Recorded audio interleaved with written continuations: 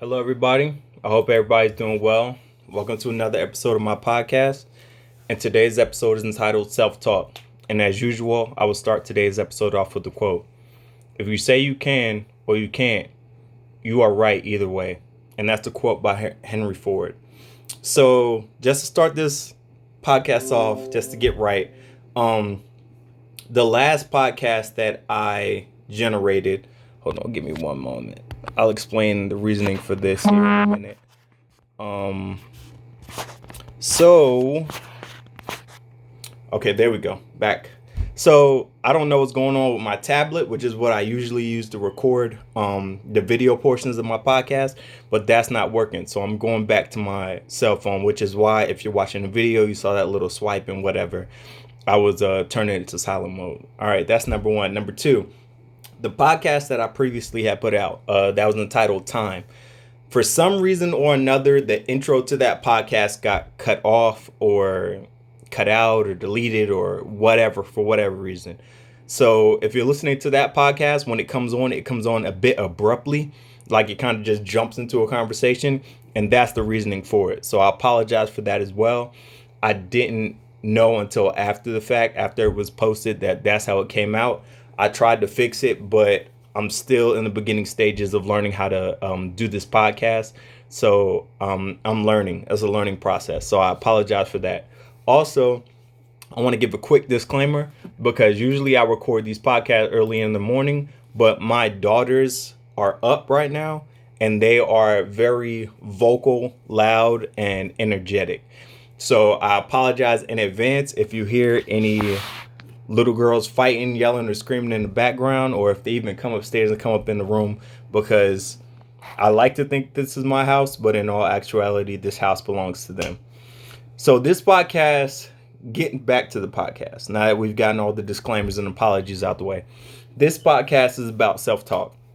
And the reason why I feel that self-talk is so important is because in my life, I have been my own worst critic, meaning that I can take criticism or negative comments or correction from other people, but when I get inside my own head in reference to a situation or something that I'm dealing with, that's when it becomes the bigger problem. Like my mom has said, teachers have said, and lots of other people who know me on a very deep level, they always say the same thing, that I am my own worst critic. You know, I beat myself up over things that I feel like I haven't done the best that I possibly could, or I could have done better.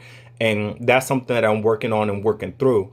And the simple way to fix it is just, do more. And then, whatever else falls on the table, it is what it is. Like I always say, you have to do what you can with what you have where you're at. So I'm trying to be a recipient of the information that I'm passing out. And every day is a daily struggle, but nonetheless, I'm making progress and I'm taking steps in the right direction. And when I'm writing these podcasts and thinking about what content I'm going to put out there next, I always think about stuff that I'm going through, because none of us are alone in this universe or in this world. So if you're going through something, chances are that there's somebody else out there that's going through the exact same thing. And if they aren't going through the exact same thing, then they're going through something very similar to what you're going through.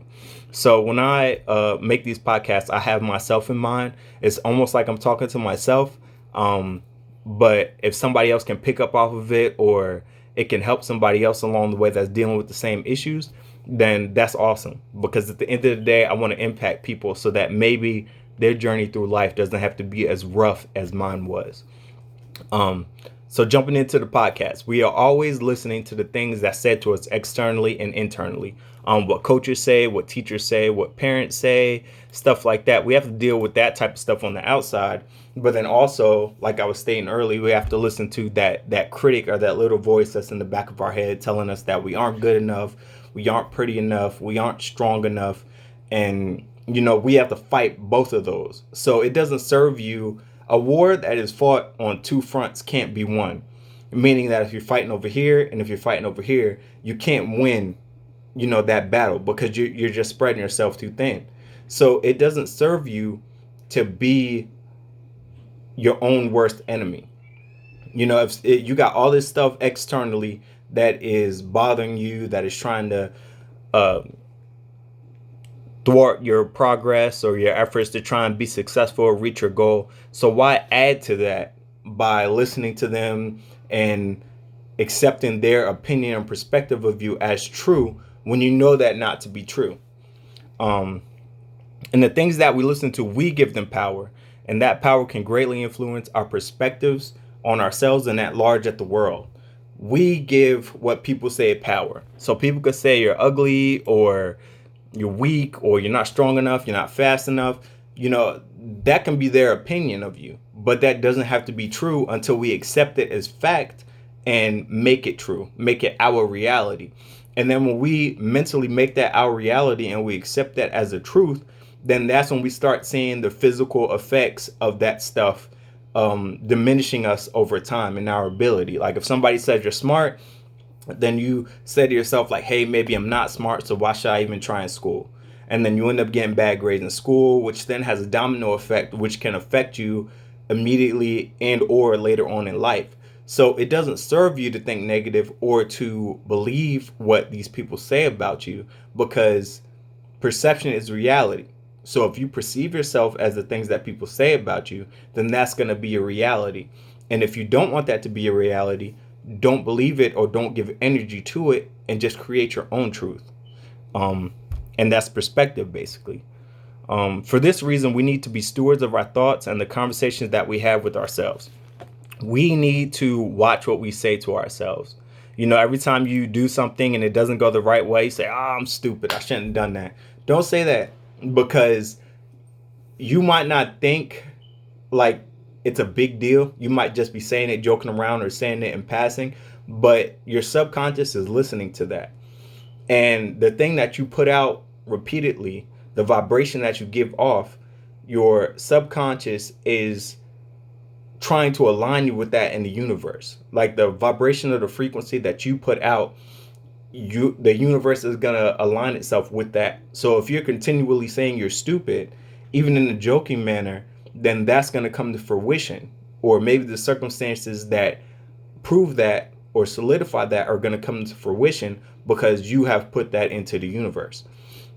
And it's the same thing with thoughts. If you might not say anything outwardly, but if you're in your mind, your head, you're like, man, I'm stupid, man, I can't do this, man, this is too hard, then you're putting that out into the universe. And when you're taking that test or you're doing something physical or whatever, that's going to be your mindset towards what you're doing, and you're going to attract that to you. And that's why I say, if it's hard, do it hard. Or that's what David Goggins says, if it's hard, do it hard. So what? So what if it's hard? You got to do it anyways. So why not just do it? You know what I'm saying? Prepare as much as you can. But if you can't prepare, or if you fail to prepare, then just get your mind wrapped around the fact that, hey, it was going to be hard regardless. You know what I'm saying? Like, I'm not saying that's an excuse for you to set yourself up for failure. But I'm saying that, you know what you have ahead of you. You can choose to prepare or you can choose to not prepare. That's the decision that you make. If you choose to prepare, it might better enable you to handle what may be coming ahead of you, but it might not make it easier. But if you don't prepare at all, then what you face is gonna be exactly what you perceive it as. And it may be hard. Just like again, I was in the military, and this was one of the most shaping experiences of my life.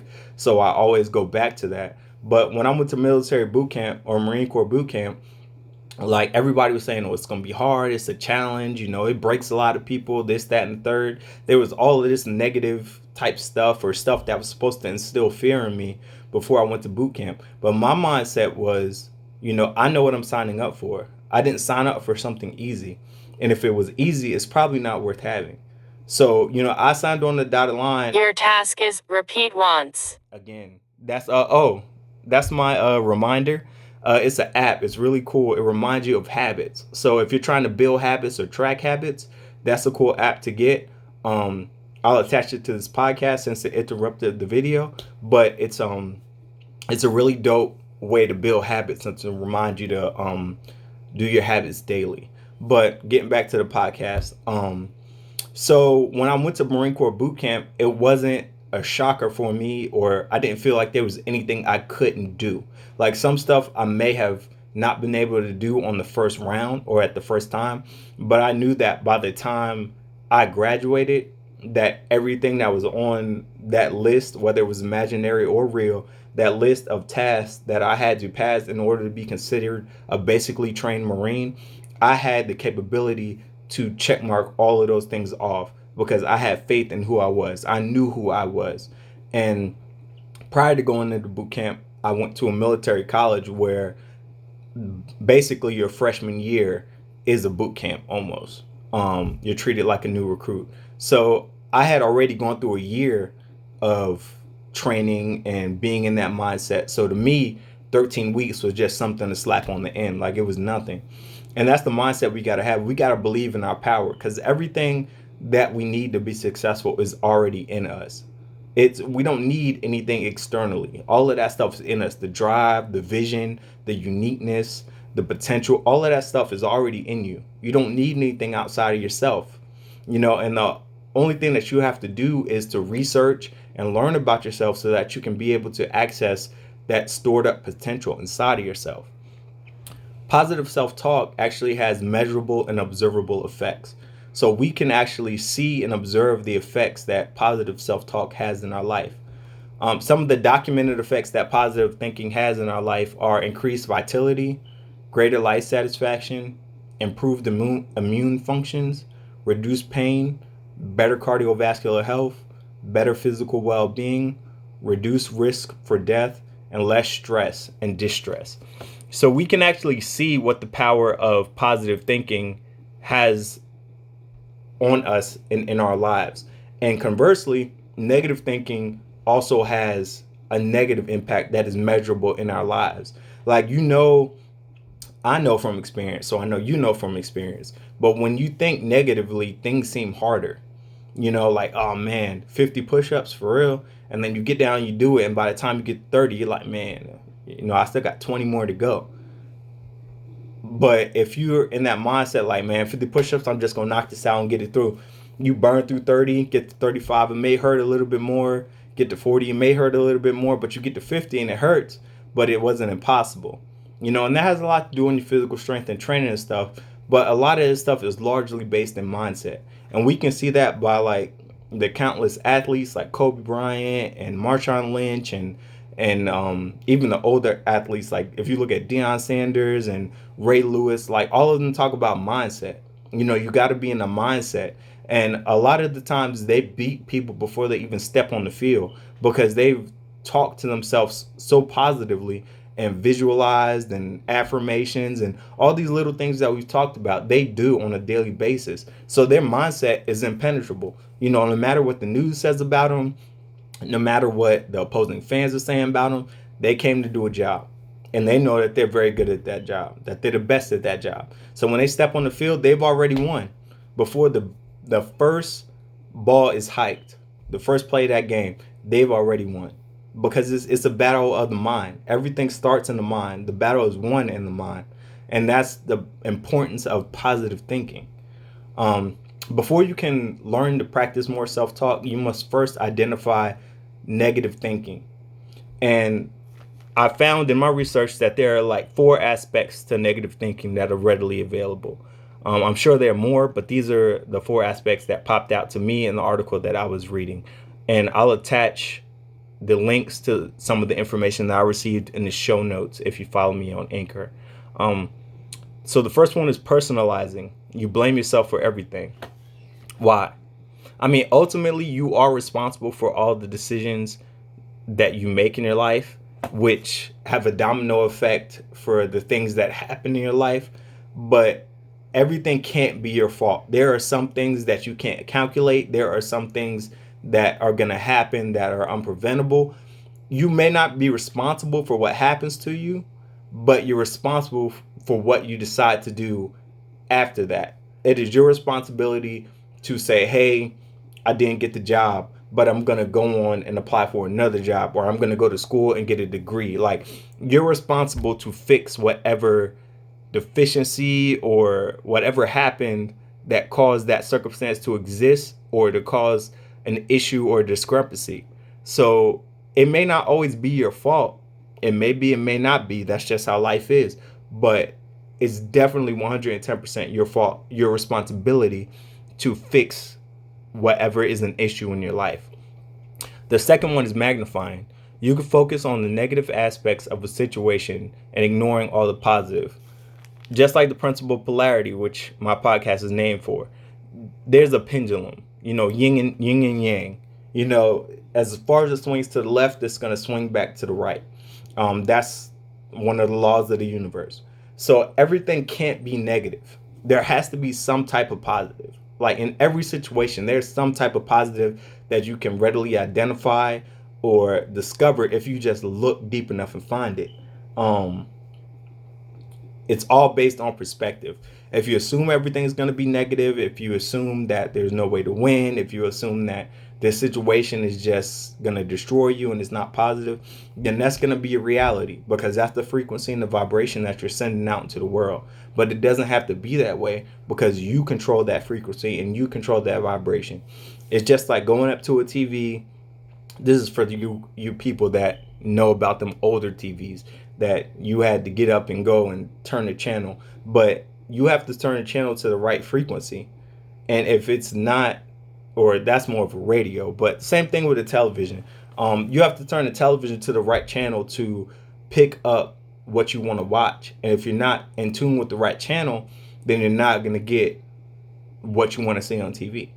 And it's the same thing with our minds and our bodies and stuff like that. If we're not in tune to the right frequency, then we're going to constantly attract the things into our life that we don't want and that doesn't serve us. And a big part of tuning into that frequency is positive thinking and self-talk. The third one is catastrophizing. That is a crazy word. I probably butchered it. I'm sorry. Catastrophizing. So you expect the worst and you rarely let logic or reason persuade you otherwise. This is the person that's always assuming the negative is going to happen, that everything is a catastrophe. Again, everything is not positive.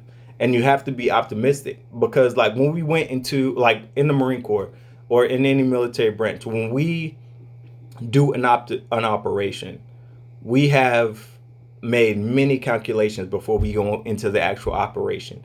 One of the calculations that we make is like how much loss we predict. Like this operation, if it goes exactly how we want it to go, this is best case scenario.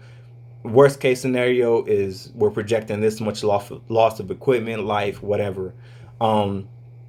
Even though they have that in mind as a possibility, they don't keep that as their main focus. They always hope for the best and plan for the best and the worst, but they have the best in mind as well.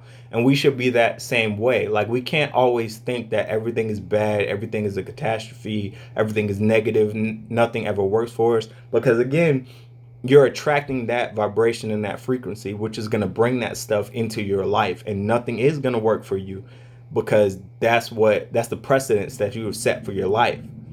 So again, we have to be stewards of our thoughts. We have to be monitoring what we're thinking and what we're talking about on a daily basis, on an hourly basis. Because I know sometimes, while I'm at work and sometimes things get monotonous and I'm just sitting in the seat, like not doing much, my mind kind of wanders. And I find myself kind of bringing myself back, to center and kind of focusing on the task at hand.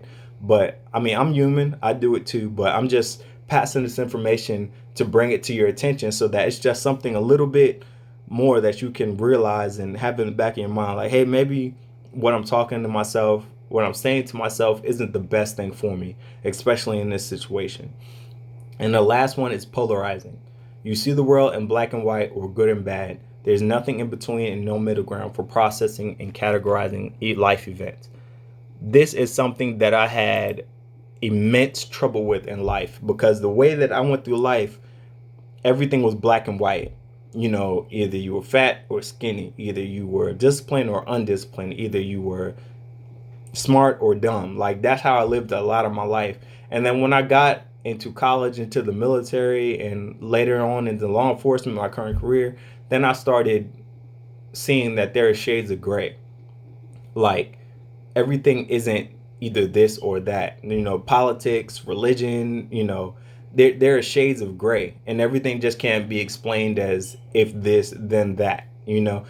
Everything is in shades of gray. And when we come to understand this and to form our own opinions instead of just jumping to one side or another on an issue or even about ourselves, it will bring us to another level of understanding, because that's how the world operates. That's how real life is. It's not just simply black and white. There are shades of gray, but you have to understand those shades of gray. You can't just say, oh, well, it's not this and it's not that, but it's whatever. Like, you have to come to your own conclusions and understanding, because if you don't have a compass to guide you, then you'll fall for anything. Anything that just kind of seems kind of right, or kind of along the right way, or kind of agrees with what you think or what you've been taught, you'll just go along with it.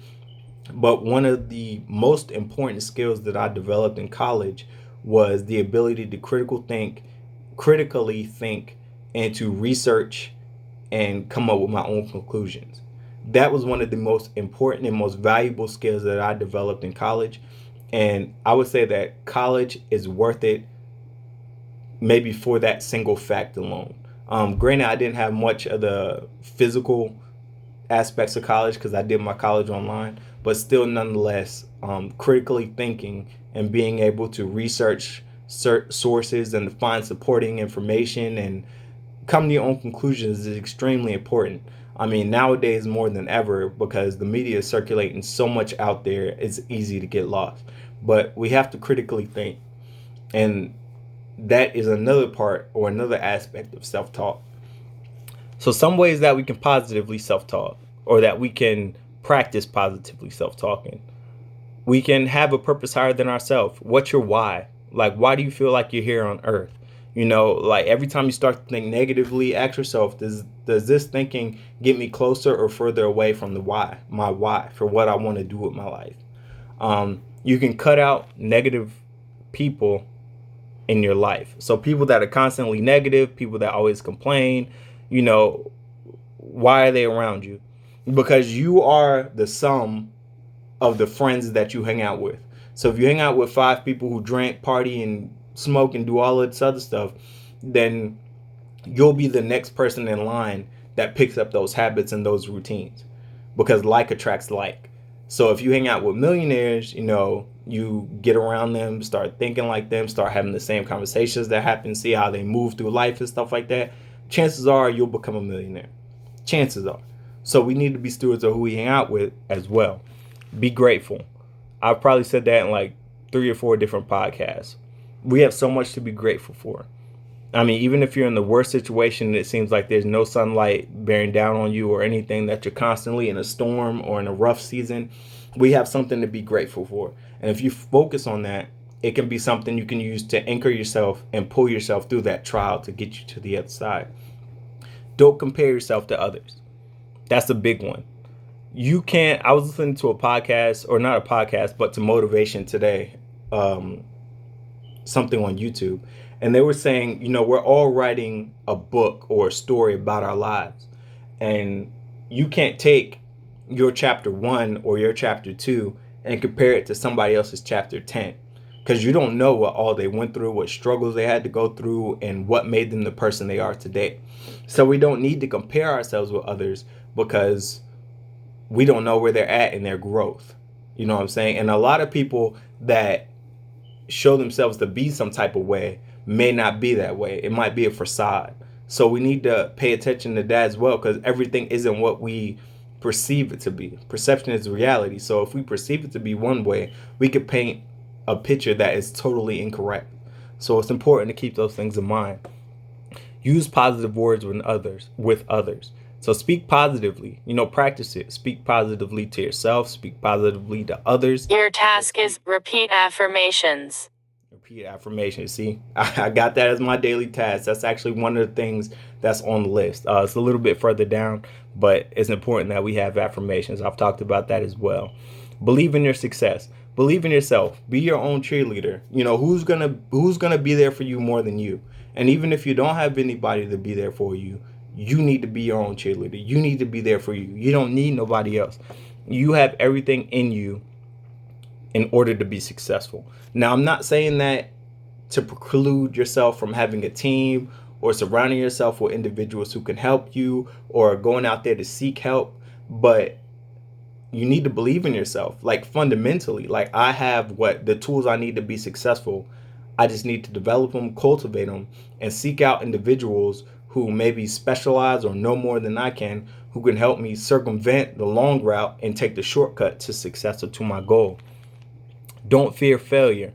Welcome failure. Failure is a part of success. You can't have success without failure. I don't know how many times, I'm not going to say I failed. I feel like I failed in my perception of the events that passed. But when it came to like flying and stuff like that, I felt like I failed because I didn't get to a certain point in my training fast enough. I just wanted to get there, be the man, have my pilot's license and just be free. And when my training took a little bit longer than others, and I was comparing myself to others and seeing others getting their pilot's license and stuff, I was getting upset with myself because I felt like a failure. But that failure in and of itself made me a better pilot because I got to repeat some of those things over again. I got to develop more through the process, and ultimately I became a success in getting my pilot's license. I got my pilot's license, I think I was 17 years old. I was still in high school. I had my pilot's license before I had my driver's license. So, in retrospect, that's a big success because how many 17-year-olds do you know who have a pilot's license? So failure is a part of the process. We need to fall in love with the process because we can't always jump from unsuccessful to millionaire or unsuccessful to owning your own business in one day, 1 year, whatever, 5 years. It might take 10, it might take 15. So don't let failure get you down. It's going to happen. It's a part of life.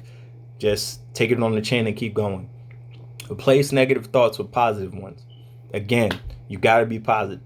There's enough negativity around here surrounding us and being told to us on a daily basis.